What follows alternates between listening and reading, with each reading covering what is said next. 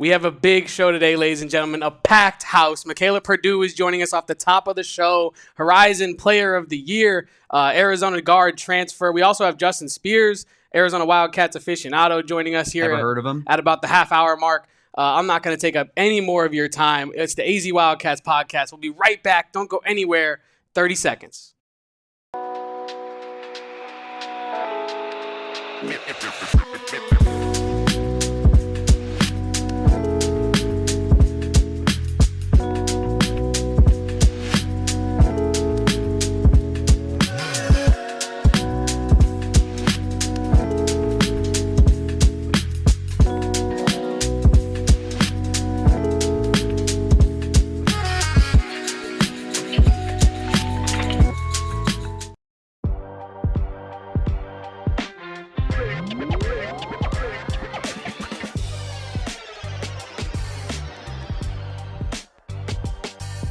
Welcome on into the AZ Wildcats Podcast, coming to you live from Studio K, brought to you by our friends over at Circle K. I am Damon Fairall. He is Kevin Thomas. And Kevin, we do have a packed house today. You brought it up on our cold open, but man, do we have a lot to talk about here on a beautiful Friday morning here in downtown Phoenix. It's the off season for a lot of our sports, Damon, but in fact, it is a busy news day for us here on the AZ Wildcats. It's never podcast. The off season for your boys. And no such thing as an off day. No such thing as off season here on the AZ Wildcats podcast. Damon, how are you doing? How excited are you to get to our guest here, Mickayla Perdue? I am pumped up about it, and without further ado, why don't we get Mickayla in here? Newest, or not newest, but Arizona basketball new transfer commit. Mickayla Perdue, Horizon League Player of the Year last season. And Mickayla, we are so happy to have you join us on a Friday morning here. Guys, thanks for having me. Absolutely. So I think, just starting it off, like the best way to I think learn about what Arizona's approach as a program is going to be is from talking to the people that are being sold on that program, from the jump, right? So obviously you committed to Becky Burke. You're one of the first commits for Coach Burke, the new coach at Arizona. So I guess just kind of why did you choose Arizona? What sold you on the school? Honestly, the main thing that sold me was Coach herself. We played her. So at Cleveland State, we played her the last game of the season. She actually ended our season there. And, so she studied my game. She's told me how much film she's watched on me. So she knows what type of player I am. And, I was looking for a coach that knew what I brought to the table, studied my game. They know my ins and outs. And she did. And just her as a coach, I just love the way she coaches. Even playing against her, I'm just looking on the sidelines and just seeing the way she coaches, and I love it. She's like a competitor, just like me. She likes to win just as much as me, and that's kind of what sold me mainly. And then obviously the campus is beautiful. I've never even been on the West Coast. That was my first time, and I absolutely loved it. And she made it enjoyable experience. It was a 24-hour visit, so it was real quick, but it was short and sweet to the point, and I loved every bit of it. So, yeah, that's the two things that really sold me. You're going to love Tucson, but I will say you told us off air that you're heading out there in June. Not exactly the best time to head out to Tucson and get a great look at it, but I will tell you about 9 months out of the year, you're going to be loving that weather. But I want to get back to, you mentioned Cleveland State, where you came from, playing Buffalo in the women's NIT. And obviously, Becky Burke was she led that Buffalo team to a championship there. What just kind of did you have any interaction with her during the game? Did you have any impressions of her, being on the opposition side that kind of, gave you just a good impression and a good starting point in this recruitment? Honestly, there was one thing in particular that me and her talked about on the visit. After the game, when we were going through the handshake line, she dapped me up and she was like, "You're a dog, you're tough." And she told me that, so I knew from there that we was gonna click from there. So you've kind of alluded to it already that Coach Burke is a unique cat. She is a unique person. What was kind of what stands out most about her to you in that, like, what sets her apart from other coaches? Like, you were just in the portal, right? So you've probably been contacted by countless different styles of coaches. So what stands out about Becky Burke, and what can Arizona fans expect as we grow into this new program under Becky Burke? Just off of first impression, like she's really cool. Like she even made a comment on the visit, like we're like a day into the visit, and like she's like we seem like sisters. Like you would think that we're close as like we just met or something. So it was cool to like be connected and feel like an instant connection with a coach like that, because that's very rare. Um, and just like I said, like she's a competitor. Like you could just tell like the way she moves, like her edge, like her love for the game is just like mine. So it's just like that connection kind of came right there. Yeah, and you have a lot of experience with this game. You started at Toledo. You end up going to D2 Glenville, right? And then you end up back in D1, right? Now you've at probably the highest level you've ever played at coming into the Big 12. To what degree has your journey from starting at D1, exiting D1, getting back to the highest level of D1, what has that kind of taught you along the way here as you enter Arizona? Um, I mean, it's just taught me to trust the process. Like it may not be your time, but your time's going to come eventually. And when it does come, to just take advantage of that. And that's kind of what I've been doing year by year, just taking advantage of the opportunity and trying to challenge myself even more. And that's kind of why I committed to Arizona. And that's kind of why I got in the portal, is I wanted to challenge myself some more and just, do what's right for me and try to see where it goes from there.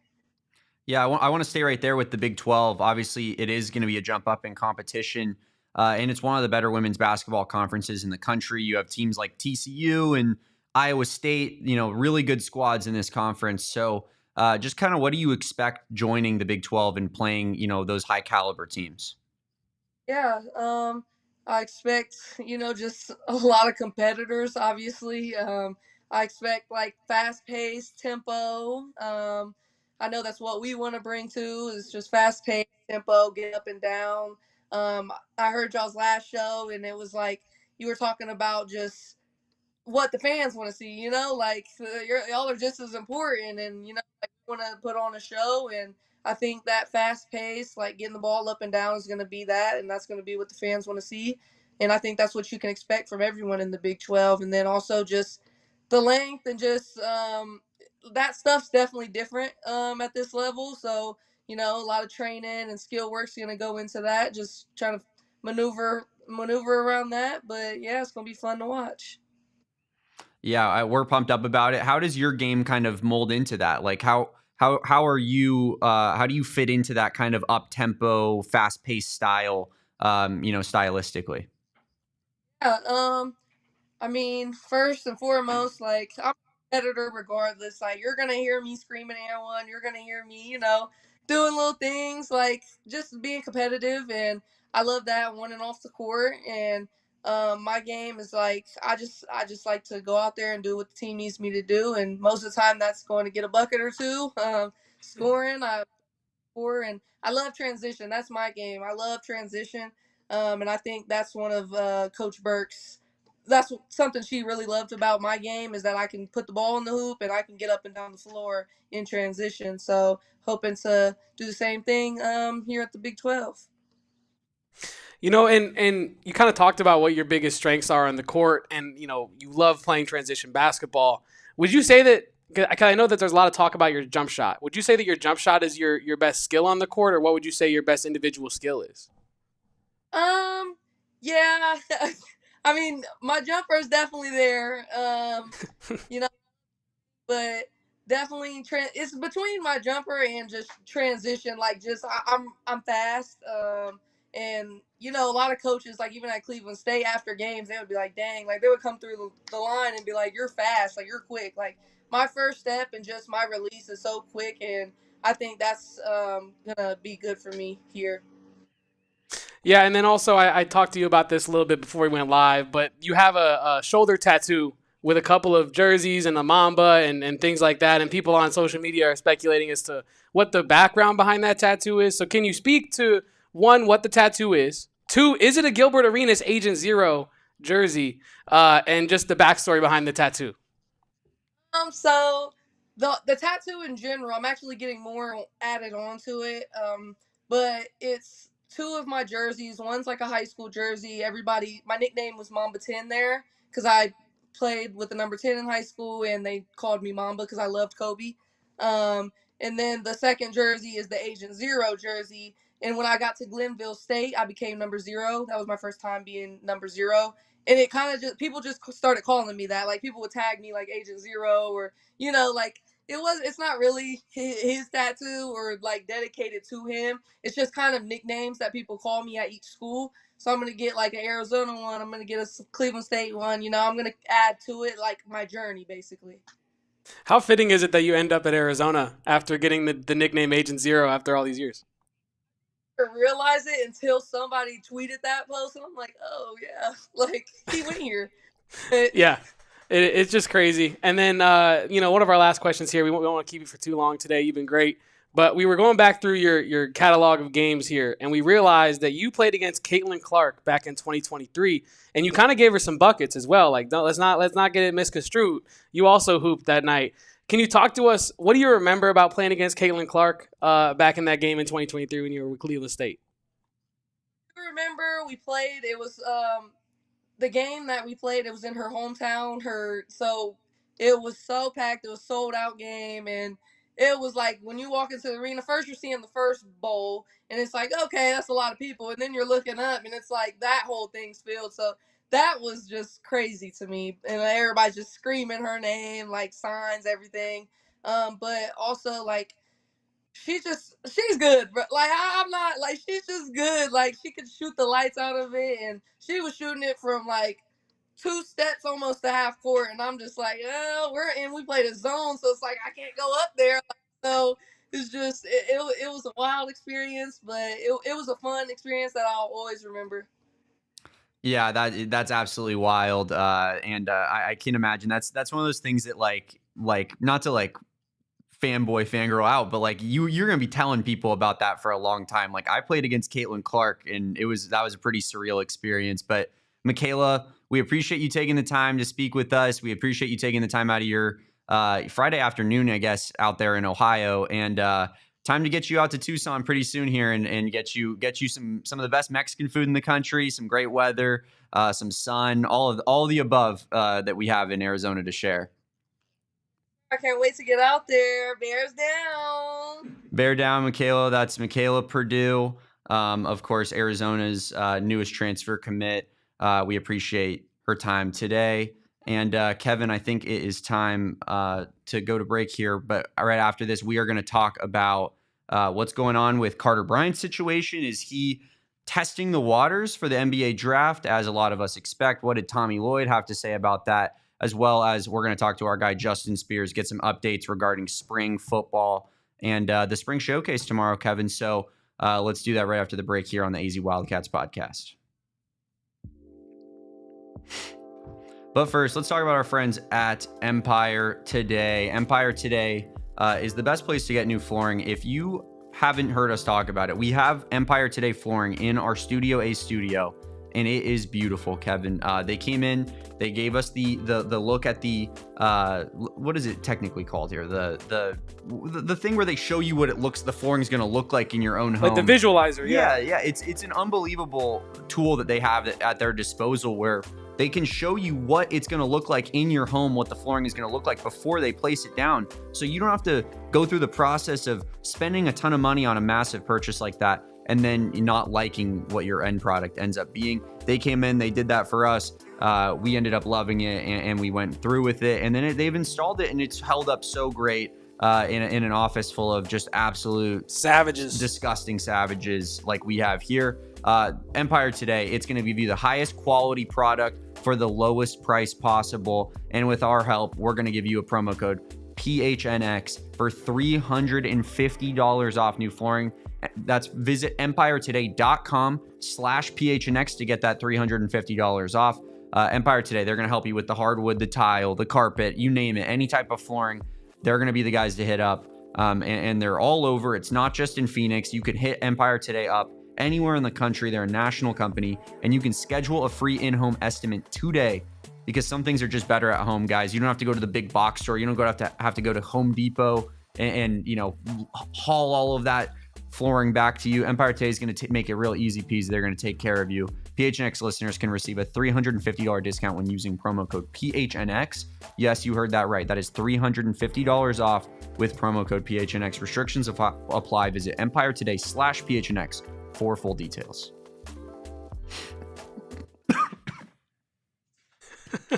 Damon just about died, Chad. I don't know what happened over there. We're gonna get Damon Dog back once he's done choking here in a second. But how great was Mickayla Perdue? That was a great interview, great stuff. Definitely, I'm good. Yeah, no, you're good. You got it. You got it. I'm good. Just getting a little choked up. I'm emotional after talking to Mickayla Perdue. What a special transition I feel like we're about to have into this next era of Arizona women's basketball, Kevin. You see, I'm getting teary-eyed about it too. Yeah, I am, but that's because I was laughing at you. But anyway, I wanted to say that one of the main things, I took away two things from that interview. One, Mickayla Perdue has great energy, clearly cares about the game of basketball. And I know that if you're a high-level hooper, you care about the game of basketball to a high extent regardless.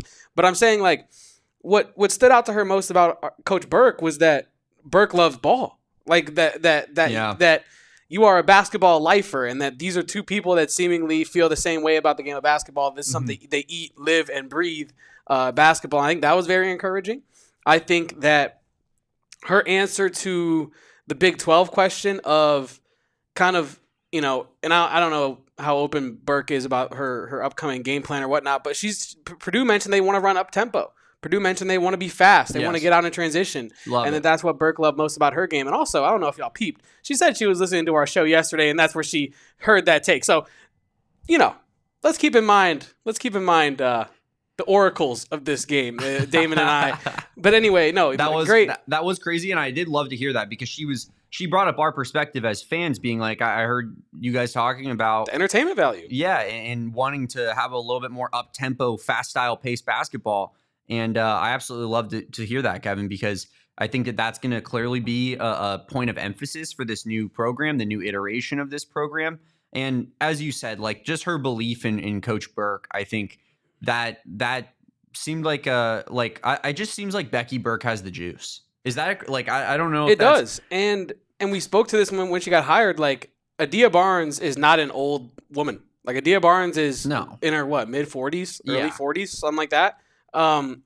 Still can relate 48. Still can relate. So late 40s, still can relate to the players that are coming into the game. But Becky Burke is in her mid 30s. And I think like that 13-year difference of, like, you and I spoke about it the other week, of like just 1 year in relation to some cultural trends, you either miss the boat and you don't get it at all. And I think that the way that Purdue described the relationship with Burke did make it seem like Burke is going to really, really excel at connecting with young players. Agreed. And showing them, like, hey, this is the energy we want to play up tempo, but not only on the court, off the court. We want high energy people, high focus people. So yeah, no, that was a really encouraging look into like the recruiting of Becky Burke, honestly. And I loved that, like, she had a clear designed answer in her head of like her first interaction with Coach Burke that like really was like, okay, all right, I see what we're doing in the handshake line. Yeah, you're a dog. You're an absolute dog. And I love that. And I checked out her stats from that game. She scored 19 in that game, Kevin. She was 10 of 11 from the free throw line. Clearly just driving it into the paint, taking a bunch of contact, going to the free throw line, hitting some tough free throws. Like, I love that Becky Burke got a firsthand look at Mickayla Perdue and was like, I need that on my team. I love her profile. And now we get to see it happen at the Power 4, Power 5 level. I will say, like, I feel like, and Michael puts here in the chat, the ASU U of A women's basketball game is going to be must-see TV in year one of Molly Miller versus Becky Burke, right? How about that? MM versus BB. Yeah, and I'm pumped about it. I agree. I think it's going to be electric television. I feel like our team is going to be full of dogs, like Agreed. Mickayla Perdue. I feel like Becky Burke is like going out there, getting specifically like girls that she feels, women that she feels are dogs, like people that are like they live for that kind of moment, even if they're a little bit more under heralded as prospects. they're not going to shy away from like that big moment, right? And I feel like, maybe like I don't really know what their recruiting is like, so I'm not speaking in the place of knowledge, but I feel like ASU's there's a little bit more glitz and glamour about what they're doing right now for women's basketball. Like it feels like that's Hollywood. That's what's going on in Tempe is Hollywood, and what's going on in Tucson, like we're getting down to business. It's not about the glitz. It's not about the glamour. It's not about the social media interactions. It's about getting dogs in the room, Kevin. I can't like you said, we can't really speak from ASU recruiting with knowledge because we're not as tapped in on that as we are on Arizona stuff. But I'll say this, like I totally agree with Michael's comment. Like I think that this game coming up next year against ASU is going to be awesome. It's two identical fresh starts, but the vibes could not be more different. I'm not saying it's good or bad vibes, but like Damon alluded to, when Molly Miller was hired, there was this like parade of, oh my God, they went out and got Molly Miller, like from the barrels of nothing, went out and got Molly Miller, and now it's a beautiful tale of how she's gonna save this program and whisk them off like Cinderella next year. She's pretty much Cinderella finding her golden slipper, and meanwhile Becky Burke, right, is grinding, putting on the hard hat, going to work every day with a damn ham and cheese and a pack of Lay's chips in her toolbox and just going to damn work every day, coming home, having a 6-pack and going to sleep, doing it all over again. Max is unhappy with the chip sponsorship. But anyway, no free ads. But my point is that the vibes could not be more different, but the results, I think, honestly, could be similar enough next season to make that game truly incredible. And actually, Circle K, Kettle Cooked, the classic. Not just classic, the classic. Those are Damon's favorites. Have you had these jalapeno ones, Kevin? I have. And chat, can I before we get Spears in here, I have to call you out, Damon. Okay. I got to call you out. Now, this is not something that I would not have done myself. I'm calling you out because you did it first. You know what I mean? It's something that I wanted to do it, but you beat me to it, so I couldn't do it. Damon, when we get shipments from Circle K, our great friends over at Circle K, when we get those kettle cooked hot jalapenos, when it gets down to the last couple bags, you might notice one disappear. And you're like, oh, wow, people are just really getting to it. No, it's just hiding at Damon's desk. It's hiding, being consumed by one dog, the Damon dog. And yeah, I just wanted to call you out for your selfishness. But I can't blame you because Circle K snacks are so good. They're just so good. And I'll be honest with you, Kevin, and this is a little inside baseball here too. I am a guy where it's like, I'm here at the office all the time. So yeah, I'm going to steal my bag of chips and you guys can deal with it because I'm sitting here, I'm grinding out content, Kevin. I'm not apologizing for taking a bag of chips. That's the least that this company could provide for me. But just continuing on, that was an encouraging interview, Kevin. That was a really encouraging interview. Mickayla Perdue seems like a good personality fit. Seems like she's pumped to be in Tucson and being at a school like Arizona, which is cool. And I mean, moving from Ohio to Tucson, that's gonna be pretty cool. That's a little bit of a glow up. Honestly, a lot of the players on this team going for geographical glow ups. Yeah, a lot of people from Buffalo, Memphis, Nebraska. I'm pretty sure Virginia, which doesn't have bad weather, but like Virginia, just Becky Burke's doing the savior's work of taking these people out of places that snow. Virginia's a swamp, isn't it? I don't know. I think don't people go to Virginia to enjoy? I don't know. Point is, Virginia Becky Burke is leveling up, turning up the players' lives in Tucson, and it's exciting to see because just to think Damon, think back to that show that you and I did where we found out that Adia Barnes was going to SMU. And we found out that, Jada Williams was gone, and then Brea Cunningham was gone, and Skylar Jones was gone. Like, all these players gone. How down bad fans were. Yeah. How down bad you and I were. Erica Day, I mean, we don't even got to talk about that. That was a dark day. Dark day. No pun intended. Yes. And for Becky Burke to come in and do the short work that she has done in the short amount of time and really turn around fan morale in a crazy way. Truly encouraging stuff, Damon. Like, it really feels like Becky Burke came in here with a plan. and is executing on that plan for her first year, and it's exciting to see where it could go. We're going to have Justin Spears joining us here in probably the next 5-10 minutes, folks. So Damon and I are going to take one more break here on the AZ Wildcats podcast, and we'll be right back with you. All right, so we're talking about Becky Burke moving people out from cold, snowy places to beautiful, beautiful Tucson. And one of the things that Becky Burke needs to help out her team with is maybe get a Carol Royce team sponsorship so that Mickayla Perdue doesn't have to do any apartment hunting. You know what I mean? So that Cameron Kitchen can get a nice kitchen for herself with our friends over at Carol Royce team. If you want some salt of the earth, people, go no further than Carol Royce. They care about your goals. They care about educating you on the importance of home ownership, and they care about their community. They came into our office the other day, spoke to us, actually a week ago now, I think, but spoke to us about the importance of home ownership, expressed to each and every one of us how they can help us get into our first home, our dream home, or just something to help build our lives the way we want to live. And not only that, you don't want to worry about the finances. You don't want to worry about, oh, well, they didn't guarantee me this. They didn't guarantee me that. Not only does Carol Royce have the best lenders in the game to not, you don't have to worry about any financial issues, they also have written guarantees. I don't know how many other realty teams are doing this, but not many. Carol Royce's buyback guarantee. If you buy one of their homes and within 18 months are not satisfied, they will buy it back for cash. And maybe you're looking to move, but you need to sell first. Buy one of Carol's homes and she'll buy yours for cash. That is unbelievable. And if you're ready to find your dream home, take the next step. Call Carol Royce. Make sure to write this number down at 480-776-5231. Or visit Carol online at carolroyceteam.com and tell them Damon and I sent you. Tell them Espo sent you. Hell, tell them the mayor, Derek Montilla, sent you. Holds a little bit of weight. It does. That's carolroyceteam.com. Terms and conditions do apply. Shout out to our friends over at Carol Royce. Shout out Carol Royce. Shout out our guy, Justin Spears, who joins us now, from Tucson, where he will be giving us a little bit of an update here in lead up to the spring showcase, Kevin. So why don't we get our guy, Justin, in here? Justin, thanks for joining us today on a Friday. Back-to-back shows with Damon Dog. Back-to-back like Lethal Weapon, man. Let's get it popping, man. I'm excited. I think Kevin and I were talking about it beforehand. I think I missed the last one because we were doing our Kyler Murray interview, and Kevin was saying that I big time you guys. So I think we had a streak of one, and now we're matching our streak again here with one.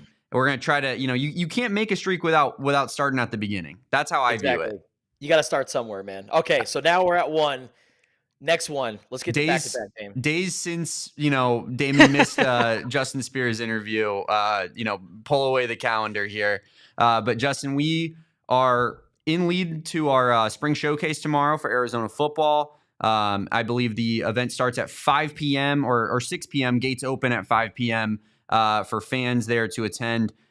So, and would you mind, do you know a lot about the event? I know you're not a member of the football program, but would you mind just telling people at home, what to expect tomorrow? Yeah. So it's going to be an interactive event. It's going to be, free, right? You can go out to Arizona Stadium for free. It costs nothing. And then you can interact with the Arizona football team, which is kind of something that the program failed to do last year. You had a generational talent in Tetero McMillan. You had all these superstar players that were so interesting, and people wanted to kind of know and get to see on a personal level, and they didn't get that opportunity. There was no autograph session or just kind of interactive event for fans. And I think the Arizona coaching staff kind of dropped the ball on that, but I also give them some grace too, because they had got to Arizona in January and they hit the ground running, and Brent Brennan had to put together a staff, and then he had to pretty much recruit the guys that are currently on the team and get them to stay. So they were kind of just focused on maintaining the momentum they generated in 2023, and they weren't really thinking about the interactive part of that. And I think they learned from that experience, and they realized, okay, we need to open up our doors, and we need to, get Arizona fans to come to us.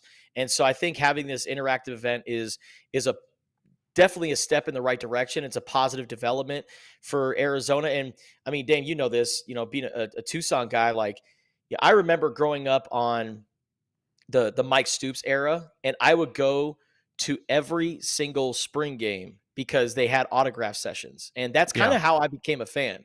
I was interacting with the team and I got to know the players as a young person.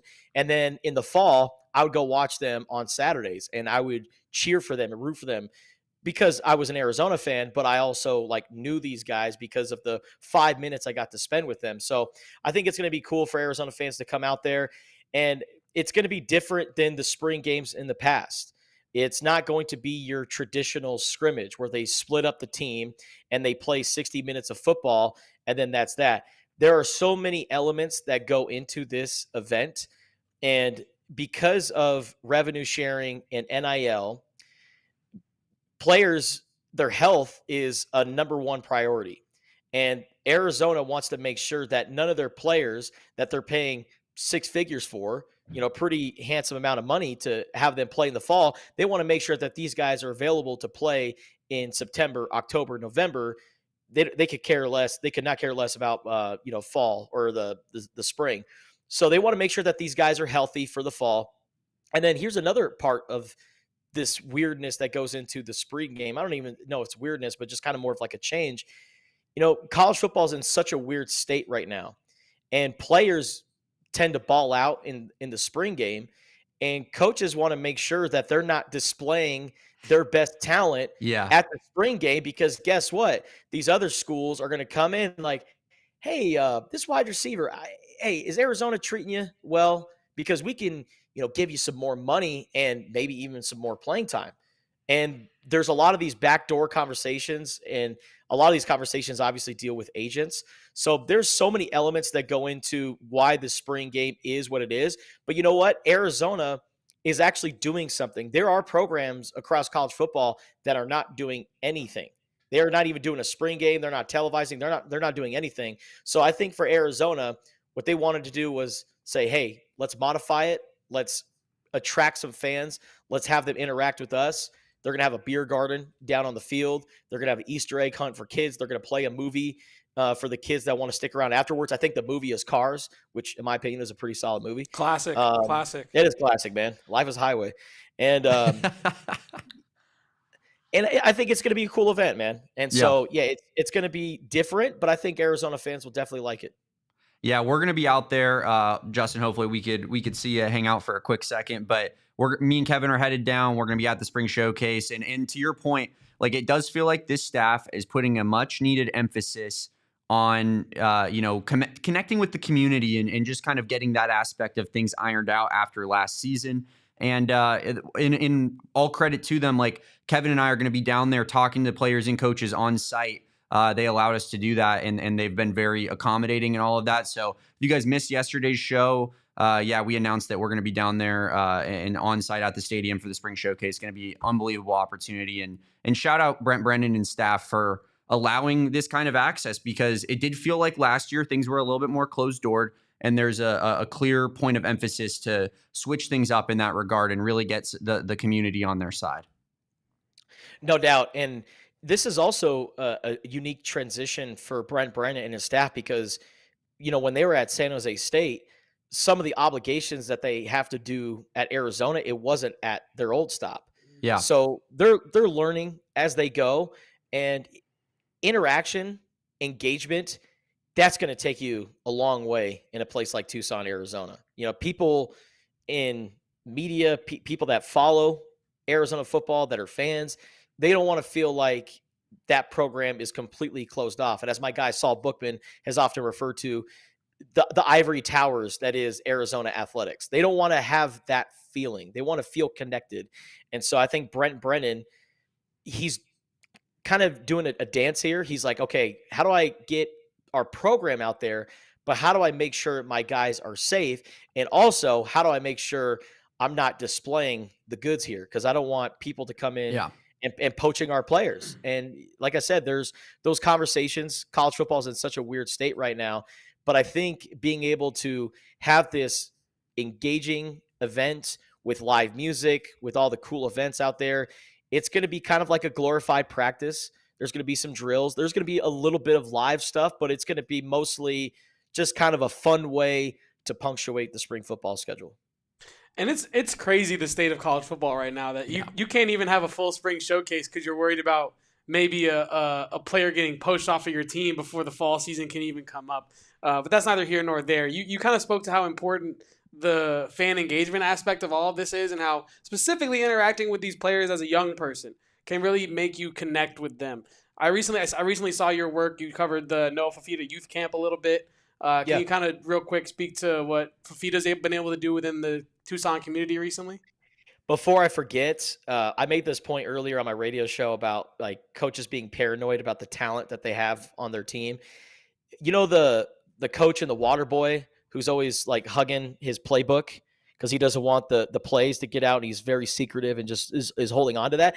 Like we're actually seeing that with college football coaches and their players. Like they are making sure that their best talent is not out there because they don't want teams with bigger pockets coming in and stealing their players. But going back to your question about the Noah Fafita football camp, you know, one thing about Noah Fafita, and you guys know this, he's very grounded in his faith.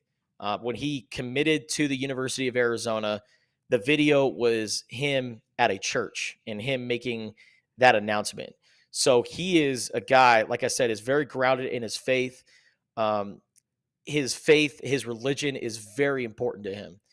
And he loves football too. And growing up in a Polynesian household, there are the three principles: faith, family, and football. And there's actually a documentary I think Fox is coming out with over the weekend, and Big Jonah Savianaya is going to be in it too. I'm excited to watch that, about just kind of the Polynesian football influence. Yeah. And how, you know, that part of the world, the Polynesian islands and the Polynesian community has impacted the game. But Noah has always been about God. And he told me, or in a video interview with Arizona Athletics and Beyond Football, you know, he said that growing up, his grandfather would always drag him to church and take him to Sunday school. And, you know, he didn't really appreciate it then, you know, as any other kid. Like, I'm Catholic, so whenever I had to get up and go to school or go to Sunday school or go to church early in the morning, you know, after, you know, staying up late watching an Arizona football or Arizona basketball game, like, oh, why am I here? I'm so tired. But then as he got older and he got closer to his grandfather, he started to appreciate it more. And so he got more involved with his church, and he wanted to impact the youth with football and also his faith. So he created the First Down Faith youth football camp. It's the first one. They had about 24 kids out there. You know, it was a small group, but it was awesome to see just kind of him blend his faith, blend football, show the kids around the facilities. And I can only imagine what these kids are thinking, like being a 10-year-old walking around the U of A football facilities. That's pretty inspiring. And for Noah to give back to Tucson, like no one asked him to do that, but he did it on his own volition. And it all goes back to the engagement part. You know, those kids are going to be fans of Noah Fafita for life. Yep. And I think that's very important. And yeah, man, Noah Fafita, between him coming to Arizona in 2022 with that loaded class, with him doubling down on Arizona after Jed Fish leaving, him tripling down on Arizona after Arizona goes 4-8, and for him to do all this other off the field stuff, it definitely speaks to his character and the kind of young man that he is. Exactly. And from Noah Fafita himself to the people that are going to potentially be protecting Noah Fafita this upcoming season, I wanted to kind of talk to you about, because you mentioned on our show a couple weeks ago, and you've been writing about this as well, Chuba Ma'ai changing from D-line to O-line, kind of getting some snaps over there. I wanted a Chuba update. How's our boy doing? How is he looking out there in spring ball? Yeah, when I went out to a practice a couple Saturdays ago, and I saw number 55 with long hair, and I was like, oh, who's that guy? That guy looks new. And sure enough, it was Big Chuba Ma'ai, and he moved over from the offense or the defensive side of the ball to the offensive side of the ball. And I started to look more into, okay, well, did he play offensive line at Long Beach Poly?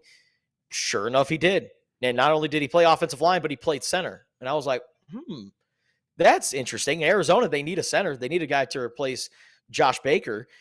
And then he switched over to defense, I think because, you know, UC Davis saw him as kind of like a gap filling run stopper defensive tackle, which Yeah. he is.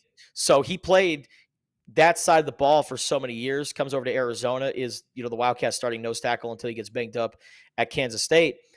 But then he goes over to offense this spring, and I thought he was going to maybe get some run at center, but he's been mostly playing left guard. Actually, no, the entire spring he's been playing left guard. He hasn't played any other position but left guard. So with Arizona kind of giving him a serious look at left guard, you think, okay, that could be the replacement to Wendell Moe, who ended up going to Tennessee. I did have my concerns for Chuba coming over to the offensive side of the ball, just because, when he got to the U of A, he was like nearing 380 pounds, which is a big boy. And they assigned him to shed some of that weight. And I think he got down to like 350. I think that's kind of where he's at right now. But I think the Arizona, they're going to use this spring and they're going to use this summer to, kind of get Chuba back into shape. It's been a while since he's really played live football. I know he came back for the ASU game, but he was out for a majority of last season. And then you got to think about this offseason too. So I think getting Chuba into game shape, because as you guys know, if you're going to play in Seth Doege's offense, you got to be in shape. This is up tempo. It's no huddle. And you need to be able to be available in that fourth quarter if you want to wear teams down. So Chuba's conditioning was kind of always a question of mine, but I like what I see so far out of him at left guard. I think that's probably going to be your left guard, and we'll see what they do at center. So you think, I guess when I first heard about this move, my first thought was that, they're just kind of looking for a spot for him. They figured he's a little bit too big to be on the defensive side of the football. He's getting a legitimate opportunity to be the starting left guard here when the season comes. Yes, and I also think it speaks to the defensive tackles that they have available too. Yeah. Right? Like Tia Savea, who came over from Texas, former Arizona Wildcat, did some solid things here in his 2 seasons at Arizona. So it's good to see him back, as kind of that 3 technique. And, their UT Martin transfer, Deshaun McKnight, he has been kind of my rising star out of camp on the defensive side of the ball. Big number 99. Look out for this guy. He's going to make some plays for Arizona this year. I mean, he's getting in the backfield. He's getting tackles for loss. He's getting sacks. Now, it's spring, and, I'm wondering, is it because Arizona's offensive line is so bad, or is it because this guy is so good? We'll find out. But Deshaun McKnight is a guy that's getting in the backfield, creating all sorts of havoc back there. And he can also drop back in coverage too. I've seen the big guy drop back, make some tackles on, those quick passes that Seth Doege's offense is doing. So he has been my rising star this camp, and I like Arizona's interior defensive lineman. So I think, Chuba Ma'ai, while he probably wants to start in his last year at Arizona, even if that means going over to the offensive side of the ball. Yeah, that's certainly pretty interesting. I want to stick with kind of the O-line situation because there's a couple other transfers that, figure to be big contributors on this line. Are we looking at somewhat of a Ty Buchanan, Tristan Bounds kind of bookend tackle situation right now? Yeah, but then what are you going to do with Rhino Tapatotai when he comes back from injury? That's kind of what Arizona's got to figure out. I like Tristan Bounds and Ty Buchanan at your tackle. We have this conspiracy theory, or at least I do, that maybe Rhino Tapatotai moves inside to guard. Okay. If you put him at left guard, put him, on the other side. I don't know. But I like Alexander Deuce a lot at right guard. I think after, a year under his belt, he's probably Arizona's strongest offensive lineman. Agreed. I like him at right guard. I mean, that guy's a stud.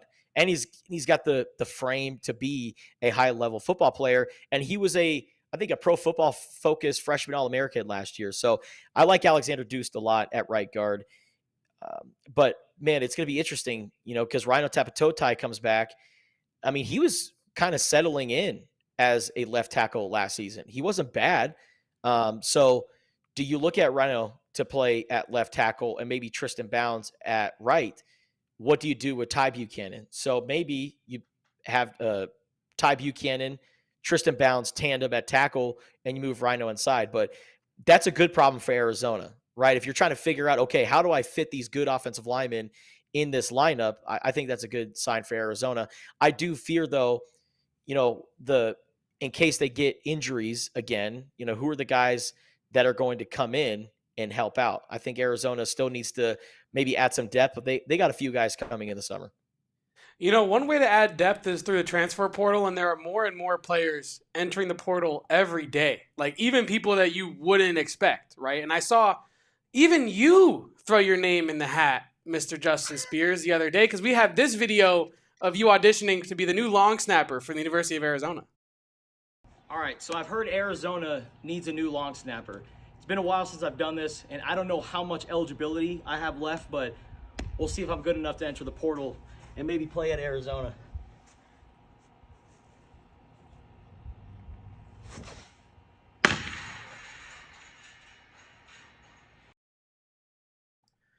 Now, I left it on that last shot. For a purpose, because that look you gave at the end kind of made it feel like that was your first try at doing that for that shot. It was your first take. It was a second take. No, the first take, I tried to, happy birthday. Happy birthday, Justin.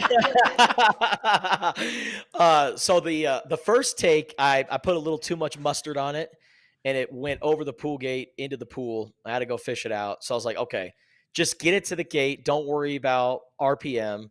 And so I was like, just aim at the target. I did that, and take two, knocked the plate off. No one needs to know about that first take. That's a secret between me, you, Kevin, and 52 of our closest friends here in the chat. But yeah, that certainly was pretty impressive.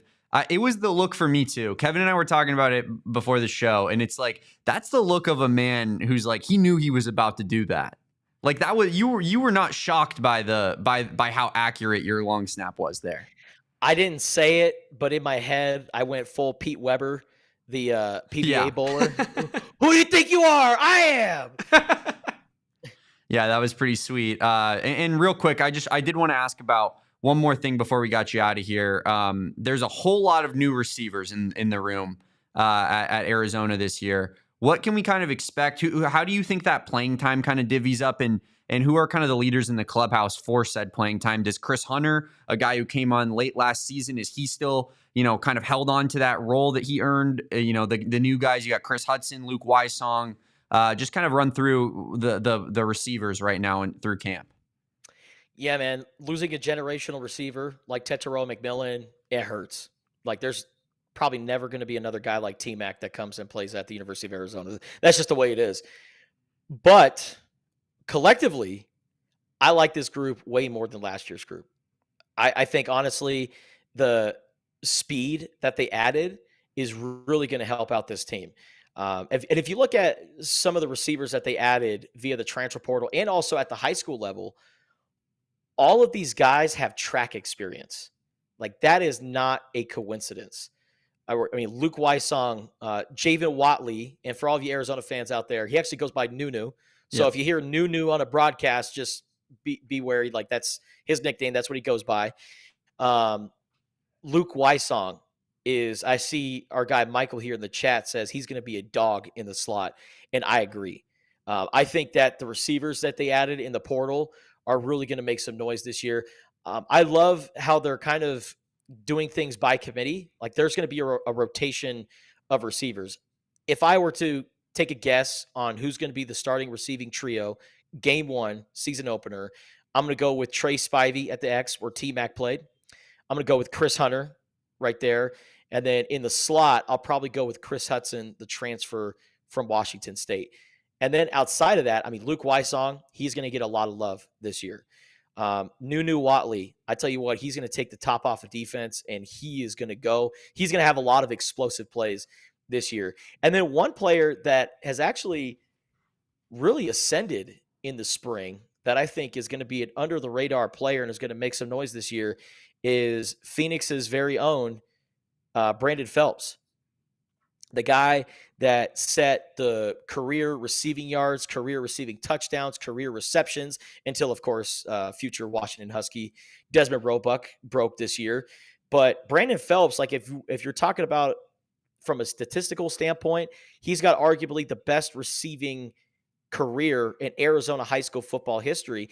And he signed with Arizona's recruiting class last year. And he was one of the early enrollees on campus when Jedd Fisch left. Like, he had just got on campus, and then 5 days later, Jedd Fisch is like, peace out, I'm out of here. And so Brandon Phelps, as you know, a lot of people were, they were kind of weighing their options, but he fell in love with Tucson, and he loved the U of A, and he loved that he was really close to home. So he stuck with Arizona, and then he redshirted last year, kind of dealt with some injuries, and really just sat back and watched. You know, you can learn a lot from just sitting there and watching players. And he watched the best to ever do it at the U of A, watching T-Mac and studying his not only on the field habits and how he runs routes, but his off the field habits too.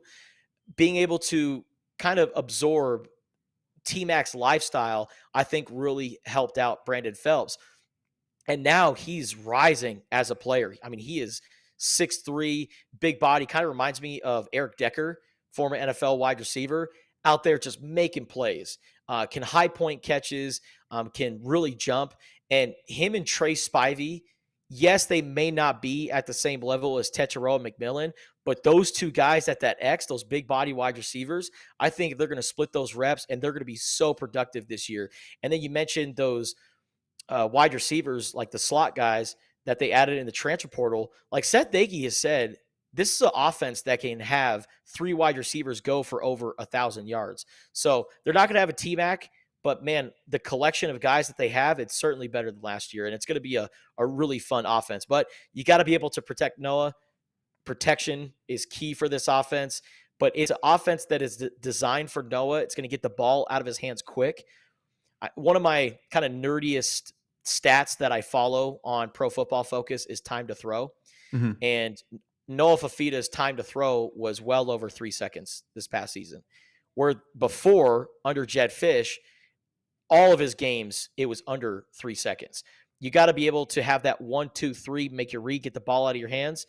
And Seth Dagey is building up the offense to where it's all around Noah's talents. And so far, what I see from camp, there have been some growing pains, but I think when they all put it together, man, it's going to be a really fun offense to watch.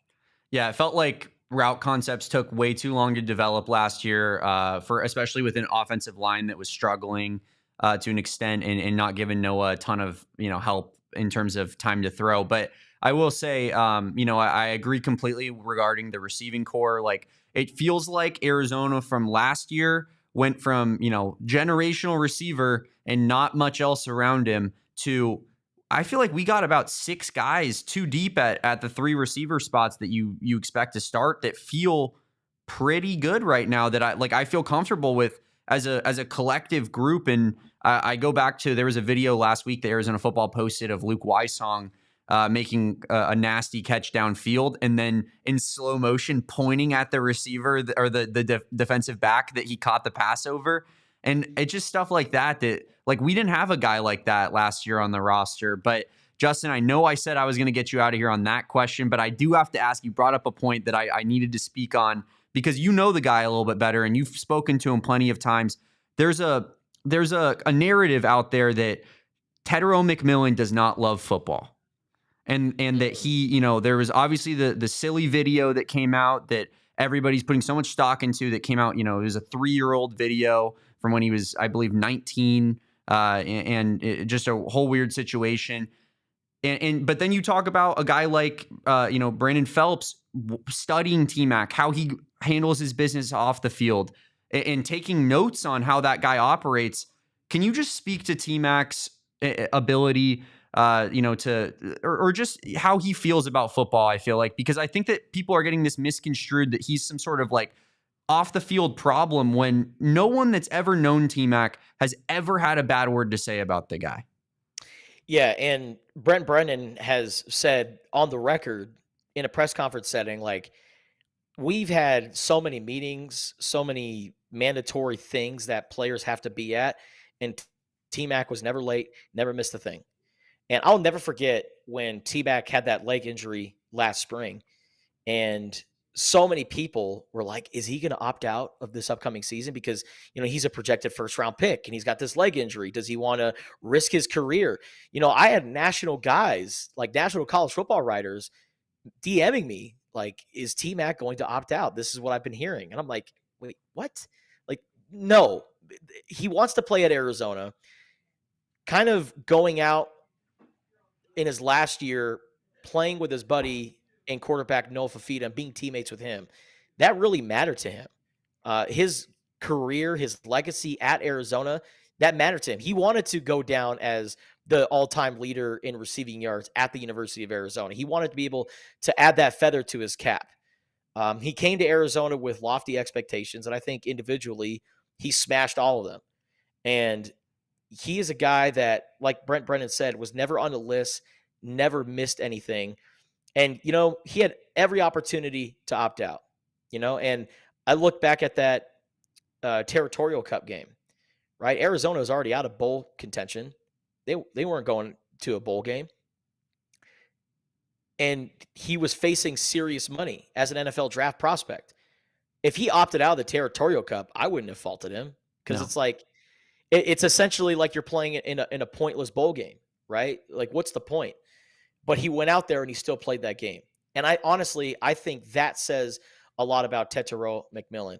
I'm not sure where this narrative is coming from, that he doesn't care about football. The dude is a junkie.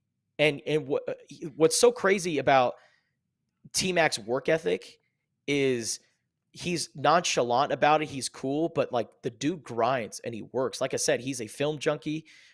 He's a football junkie. Or hold on, let me take back film junkie, because I don't know about that after that video. But the dude invested in his game. And not only that, but he also got better as a receiver. Like, look at the yards after catch. Look at the routes that he ran. Look at where he was lined up. Like, he lined up in the slot. He lined up everywhere on the field, and he excelled at it. So I don't know where all these stupid narratives are coming from regarding T-Mac. The dude is a generational talent. He's going to thrive at the NFL level. And yeah, I'm glad you brought that up, man, because it's definitely been very interesting to watch. And also another thing, it's T-Mac, Tetairoa. It's not Tet, for all the national guys out there. Absolutely. We actually confirmed that at the Combine when I talked to him at his podium, and I brought up the Tet nickname, and he was like pretty straightforward. It's T-Mac, not Tet. Like, he doesn't like it. So it's time to move on from a national media perspective. But I completely agree with everything you said. Like, to me, the weirdest narrative is that he's like some big stiff receiver who only catches jump balls. Like, this guy I think I believe Luther Burden was '1 yards after catch receiver in the country last year. And I'm pretty sure T-Mac was second most efficient in terms of that metric. And it's like, he's a 6'4" guy, 220 pounds. And he's so elusive out there. The idea that he's like this stiff receiver who can't run all the routes, that can't evade tackles. It's nonsense to me, coming from people that have clearly not really watched him play all that much. No, and that whole Steve Smith breakdown of him, Wild. That was a fair assessment after his freshman year.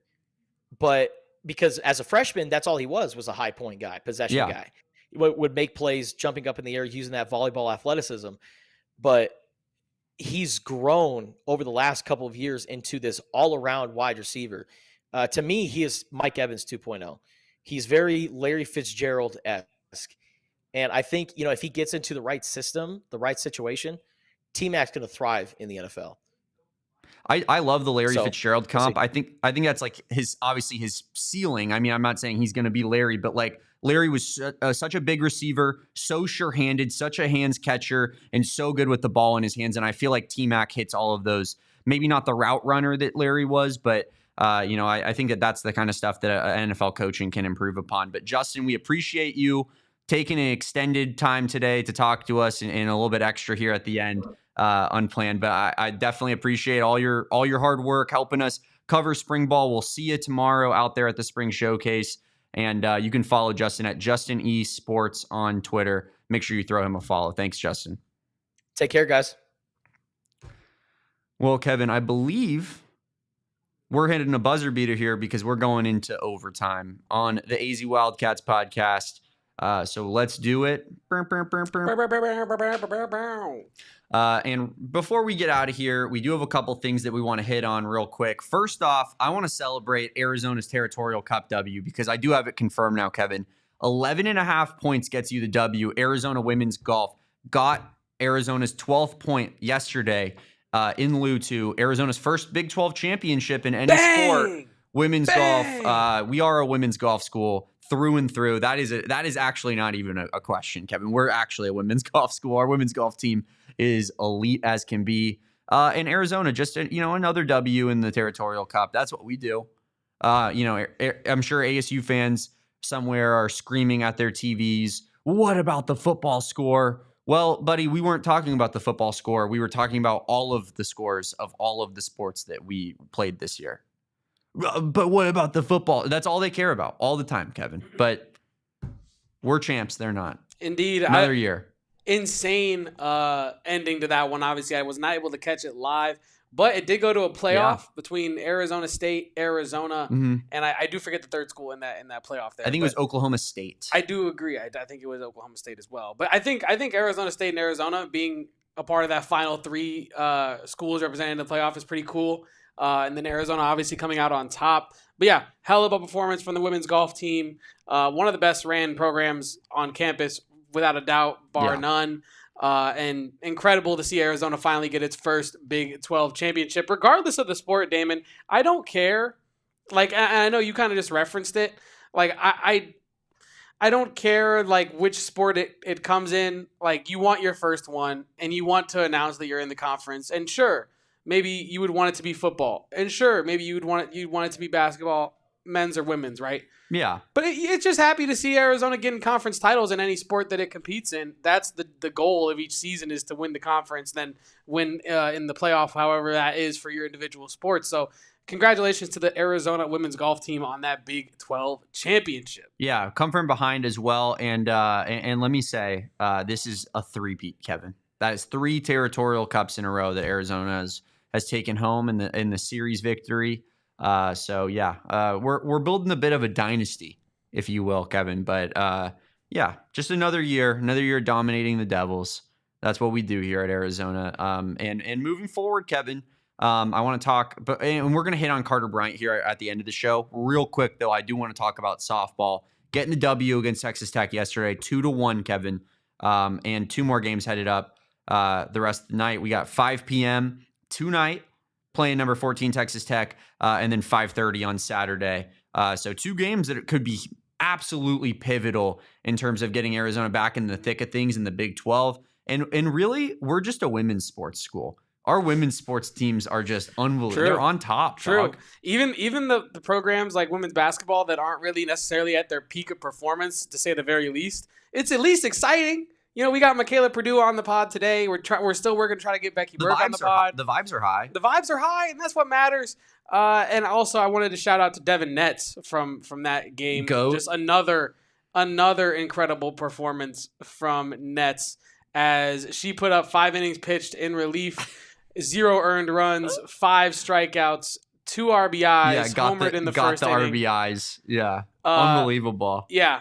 I don't know for those at home that are doing the math on this, but there were 2 runs scored in that game for Arizona, and Devin Netz also pitched on the other side. So Devin Netz, she's better than Ohtani. Got the W, but not by herself in a literal sense. That this is a team sport here, but by herself. Statistically speaking, this was a Devin Netz victory, and I continue to be incredibly blown away by not only the softball team, not only Caitlyn Lowe, but also Devin Netz. Like, this has been probably, I'll say it, Damon, this might be one of the most underrated stories in all of college sports at the D1 level across the nation right now. And obviously I can't speak to every underrated story because that's why they're underrated stories. But Devin Netz doing the Ohtani thing for this Arizona softball team feels really special. Yeah, and she's been the best hitter and the best pitcher on the team all season long. And I'll tell you another thing, Kevin. She's not doing it while betting on baseball. And that's a big factor, I think, in what's the difference maker here is Devin Netz is clean. She's doing it all. She's doing it the right way. Ohtani should be in a jail cell somewhere. So it's like I think that's where I'm at with it. Kevin, it's similar, but one person is a scumbag, and his name is Shohei.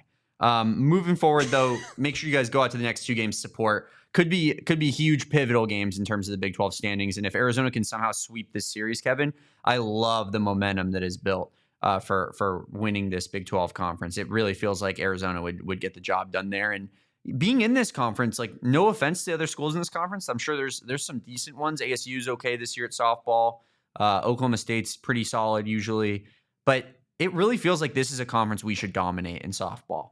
Yeah. Year in and year out, because you look at the traditional softball schools.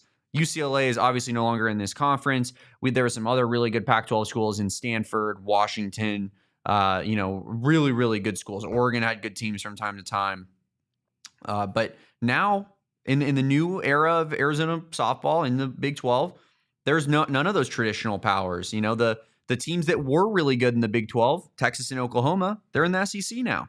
So that you're not competing against those big dogs. I think that Arizona softball should dominate the Big 12 for the better part of us being in this conference. I mean, I would love to see it, Damon. I would love nothing more than to see Hillebrand always in the most high leverage games, possible. But yeah, I need Devin Netz to get that ring, man. Like I need Devin Netz to go out there and do it this year. How electric would that be? Devin Netz pitching and batting to secure the Big 12 championship. That'd be incredible. Yeah, and it would be fitting as well. But now onto the topic that we titled our show to, Kevin. And it's been a minute since we hit on this, but Carter Bryant, quick update for you on Carter Bryant. Tommy Lloyd says that he expects Carter Bryant to test the NBA draft waters. Yeah. Kevin, what are our thoughts on this? Yeah, so for those that didn't see, the Arizona Daily Star was reporting yesterday, I think it was our guy Bruce Pascoe over there, that had to say that Carter Bryant signed a new revenue-sharing deal with the University of Arizona that would take place should he return to campus in the winter there. But Tommy Lloyd fully expects him to test the waters. Lloyd was quoted as saying, "I fully expect him to test it, and we support him testing it. He's going to test the NBA draft. He's going to make the best decision for himself." And so, yeah, it seems like, for lack of a better phrasing of it, they're just as much in the dark as we are. They know that he's going to test the waters, just like we all know that he'd be foolish not to test the waters of the NBA this close to making it to where he wants to be as a professional. But I think, honestly, I feel like it's encouraging that he has signed that revenue sharing deal. Yeah. Because I think that it indicates that he is still really open to returning to Arizona next season. It shows that he is still thinking that is a realistic option in his mind still, because you have that contingency plan. If you were already out the window, or out the door, I guess would be a better way to phrase that. If you're already out the door, if you're Carter Bryant, would you really want the contingency of a revenue sharing plan knowing you're going to leave anyway? I don't think so. It just feels like a lot of wasted energy in that sense. So I think the revenue sharing deal is encouraging. I think he sees it as a real option, returning that is. But yeah, we do have some more cemented news on at least Lloyd's perspective of things there. Yeah, I think that this was expected by me and you. If you listened to this program and lead up to this, Kevin and I think we always were of the opinion that Carter was going to enter the draft process, not necessarily with the intention of staying, but with the intention, of course, of at least getting an evaluation of who you are as a player and what the NBA scouts believe you need to work on, right?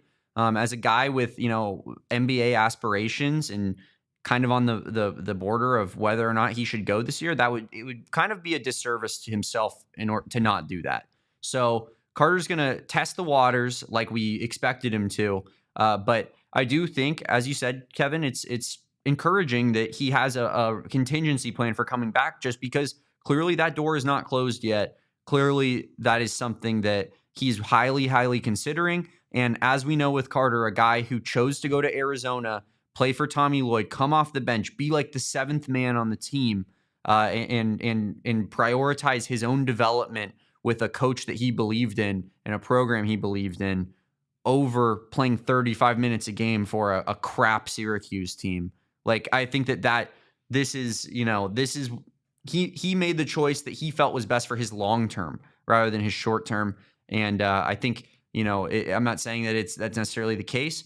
I encourage him to test the waters there, Kevin. But there's clearly a world, a scenario where Carter goes through the process and says to himself, my best long-term development plan is to play one more year at Arizona. So as long as that door's not closed, I think that Arizona fans should, be respectful, but I think it's fair to encourage Carter to want to come back. I think that kind of stuff does kind of go a long way with daily prayers on Twitter, I think.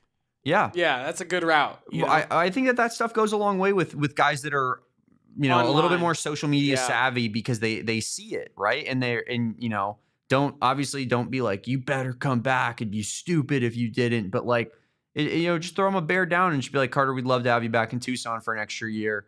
It's hopefully we get an extra year of Carter, I'm of the opinion that Arizona can be elite if Carter Bryant comes back next season.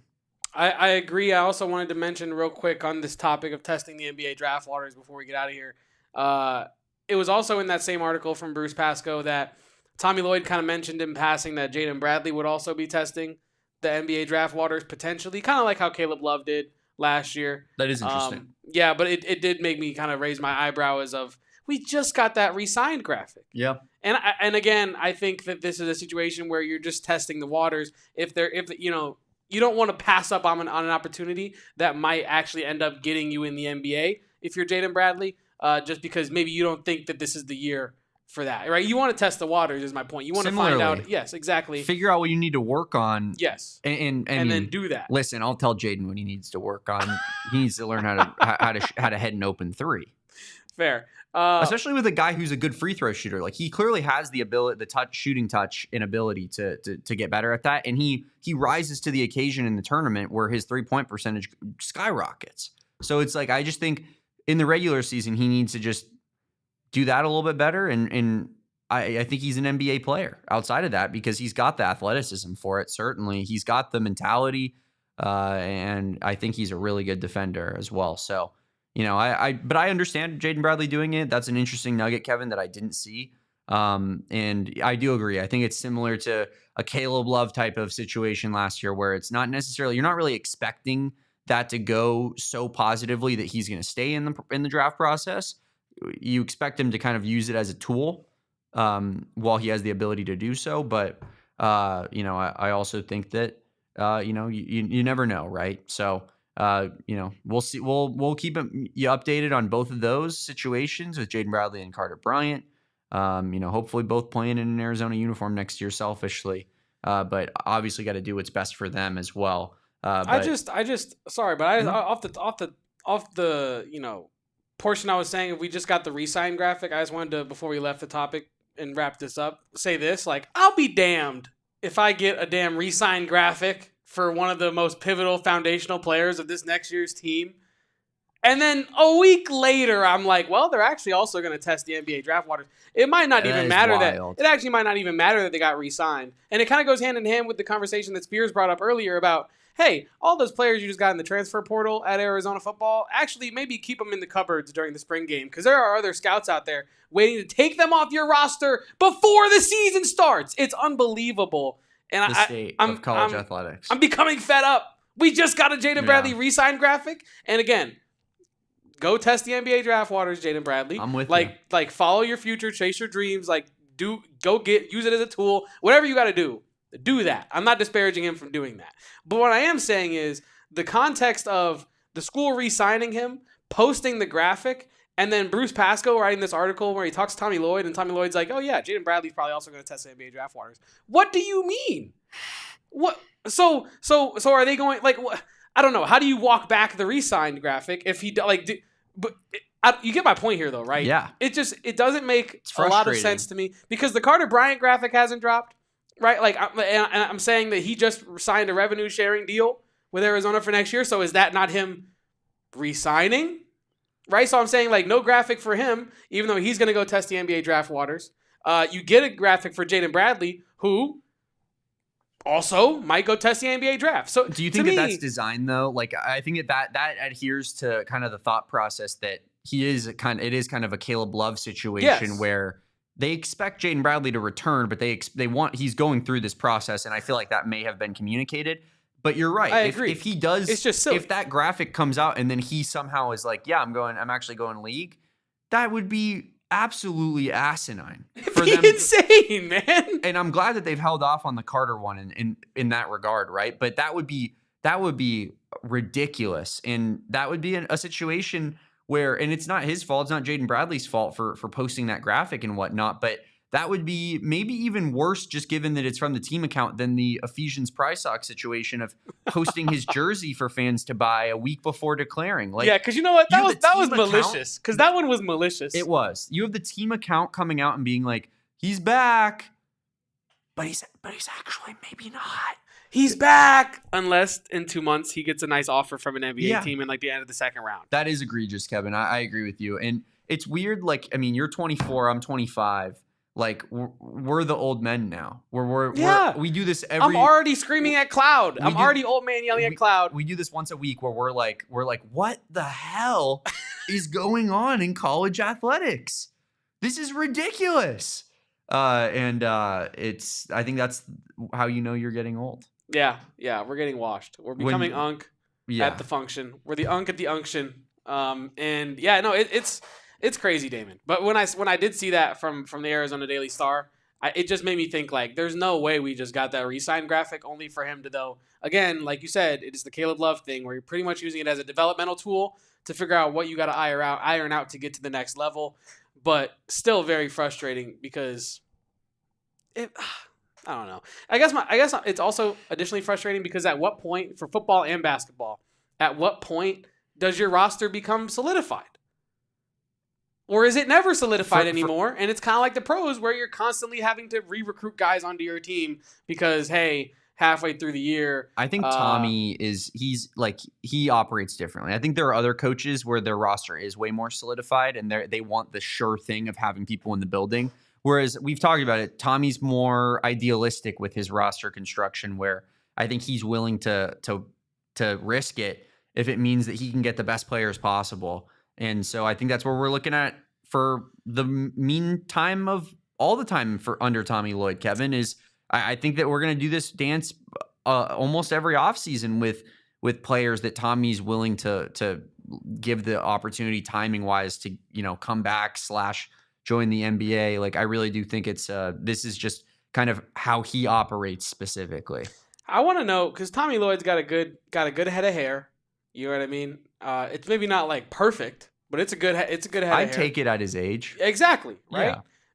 I want to know how quickly he goes gray operating like this, because this would stress me the hell out. Not knowing he's gotten a lot grayer since he stepped on campus. Either being, hey, we got Carter Bryant, Koa Pete, Braden Burries, Jaden Bradley, all this, right? We're probably going to compete for a Final Four next season. Or, hey, Carter Bryant didn't come back, and this XYZ didn't fall the way you thought it was going to fall. Like, I would love, I guess, my point is, it's hard. It must be incredibly hard to be a D1 basketball coach these days, when even the best of the best have to deal with the roster fluctuation and things like that. Because, Danny Hurley, whether it was like true or not, whether he was being hyperbolic or not, and during that 60 Minutes interview came out and was like, yeah, 50% of my roster is already in the portal and the season's not even over and we haven't even gone into March Madness yet. The state of college athletics, Damon, crazy. Certainly is, Kevin. Before we get out of here, I do want to hit on this. We do have a Die Hard sale going on right now. It is the absolute best time to get involved in this. If you want to, we have a draft guide that is accessible to all of our diehards. And right now, you're going to get that Die Hard membership for half off, $36, even more than half off, $36 on an $80 annual pass. And here's the deal with this, Kevin. When it comes down to it, it's this simple. Our t-shirts cost $34.99. We have some great Arizona t-shirts. We have a loyalty t-shirt to represent T-Mac and Noah and their decision to come back and galvanize the team last year. We also have a BTFD shirt as well with the sick cactus logo in the background. You sign up to be a diehard, you get one of those for free. So essentially, you're making a shirt purchase for $1 extra. You're getting all the added benefits of being a diehard. You get to hang out with me and Kevin in the Discord lounge. We get to chop it up, talk Arizona athletics, talk about what we're hearing maybe behind the scenes a little bit more. and you know, not the stuff that we wouldn't really necessarily put out in the open, but we could tell to our diehard community because we keep it in there. We keep it in the chat. So become a diehard. If you are still here in watching this video, I'm telling you right now, you seem like the type of person who wants to talk about Arizona athletics all the time. And I think that this is the perfect opportunity to do so. Chop it up with me, Kevin, Erica, all the squad, Saul in our Discord chat. And is the best time to do it from a price standpoint. You will not get a better price than $36 to become a diehard. And you get events, you know, discounts on our events. We have our draft party coming up, which was so fun last year at Gila River Wild Horse Pass. So just, you know, the savings are there for you. If you get it right now, you're gonna make your money back and then some, Kevin. Yeah, and the value could not be any better. Like I was telling you, Damon, I was working with our one of our interns, David, on our Wildcats football draft tracker. So if you want to know all the Arizona Wildcats in one place where they're going to be drafted by all the different mock drafts, we've compiled them for you there. So become a diehard. You can track the NFL dreams of the NFL Wildcats, and we're also working on one for basketball as well. It's probably mostly just going to be Carter Bryant and Caleb Love watch, but I guess Jaden Bradley on the combine lists, folks. So stay tapped in for all that stuff. More diehard content coming soon. Yep. Kevin is also working on some really cool diehard stuff, for some extra things that are going to be behind a paywall. But if you are a diehard, you will not have to, that's not going to be an issue for you. So you want more from Justin Spears? You want more of his expert insight? I'm going to be asking Justin Spears about like the top 5 headlines of Arizona Wildcats athletics each week, giving it to just our diehards, what his personal thoughts are on each and every one of the hottest topics in Arizona athletics. Electric idea from our guy Kevin there. So yeah, that's the kind of stuff you can expect as a diehard. We're gonna try to keep upping our diehard content. So it's time to just adhere to that. Make the purchase. $36. That's $3 it's on sale. A month. Literally buy low. It's on sale. It's $3 a month if you want to look at it that way. Extremely cheap. Hold off on buying one coffee a month. And that's the price of being a diehard with us. Shout out everybody who's still here. Like this video. Subscribe to the channel if you haven't done so already. We are on our route to 40K. Follow our guy Justin at Justin Esports. Just a great interview today from Justin Spears. Follow my guy Kevin Thomas at Kevo Posts. Kevin's been crushing the social media game recently with the great tweets. Wow. And I like the Tommy tweet today. I almost responded to it. Kevin, of course, posted the video of Tommy Lloyd screaming in the huddle. You gotta be tough, and Henry. You gotta be tough. They're gonna get the ball out of your hands. And I gotta say, he is not lying because he literally does that. What he just did to me in our office where we sit right next to each other. He does that to me every day, at least once a day. He does, in fact, think about that every day. It's just do I need to explain myself? I like that was. Come on. You gotta be tough. They're gonna come on. You gotta hold the ball, 2 hands. Henry Vasar, damn you for leaving. You think that's what he was doing? You Tar Heel idiot. I saw the caller ID, Henry, in the locker room. I saw it was Hubert Davis. You don't think I know? You gotta be tough. You know who's not tough? Hubert Davis. Well, of course, that's gonna do it for us today. Follow me at Damon Dog. That is DAWG on the end of that guy. And give Mickayla Perdue a follow. Mickayla Perdue, great interview.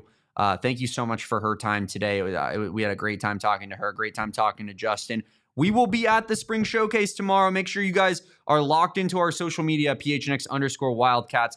We're going to be giving details out, and we're going to be talking to all the biggest names involved with Arizona football. So make sure you guys are here for that show tomorrow. Kevin, I think we should get a stream up later today. And we will pump that thing out. And for the people, turn those notifications on, subscribe to the channel. Thank you so much for watching. Like this video, and we will be back tomorrow for a special Spring Showcase edition. Arizona football, in lieu of the spring game, we're doing the Spring Showcase. And we will be out there live directly after the showcase ends, Kevin. So make sure you guys are locked and loaded for that. We're going to be, and we're pumped to get down to Tucson, the greatest city on earth. He's Kevin. I'm Damon. This is AZ Wildcats Podcast. Until next time, peace, bear down. Go Cats. I cannot wait to be in Tucson with my old barber. We all silly like the mayor.